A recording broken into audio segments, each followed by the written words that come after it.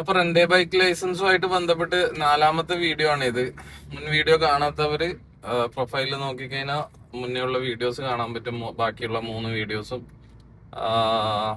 അതില് rent A bike തുടങ്ങേണ്ട പ്രൊസീജിയേഴ്സും കാര്യങ്ങളൊക്കെ പറയുന്നുണ്ട്. അപ്പോൾ അത് നോക്കിയിട്ട് നിങ്ങൾക്ക് തുടങ്ങാൻ ബുദ്ധിമുട്ടായിരിക്കും, ഒരുപാട് ഇൻവെസ്റ്റ്മെന്റ് വേണ്ടി വരും, അല്ലെങ്കിൽ ഫോർമാലിറ്റീസ് ഒരുപാടാണ് എന്നൊക്കെ തോന്നുന്നവർക്ക് ചെറുതായിട്ട് ചെയ്യണമെന്നുണ്ടെങ്കിൽ 1-2 വണ്ടികളൊക്കെ ചെയ്യണമെന്നുണ്ടെങ്കിൽ നിങ്ങൾക്ക് ഉള്ള ഓപ്ഷനാണ്, ഒരു ബിസിനസ് ഓപ്പർച്യൂണിറ്റി ആണ്. നമുക്ക് സാഫ്കോ ബൈക്ക് റെന്റലിലോട്ട് നിങ്ങൾക്കുള്ള ഓൾറെഡി ഉള്ള എക്സിസ്റ്റിംഗ് ആയിട്ടുള്ള വണ്ടികളോ അല്ലെങ്കിൽ പുതിയ വണ്ടികളോ നമുക്ക് നമ്മുടെ കമ്പനിയിലോട്ട് കൺവേർട്ട് ചെയ്തിട്ട് നിങ്ങൾക്ക് തന്നെ എന്താക്കാം, നിങ്ങളുടെ കസ്റ്റമേഴ്സിന് വണ്ടി കൊടുക്കാൻ പറ്റും ലീഗലായിട്ട് തന്നെ.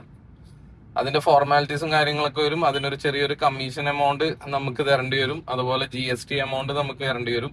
പിന്നെ GST എമൗണ്ട് കാൽക്കുലേറ്റ് ചെയ്ത് നമുക്ക് ഗവൺമെന്റിലോട്ട് അടക്കേണ്ടതാണ്.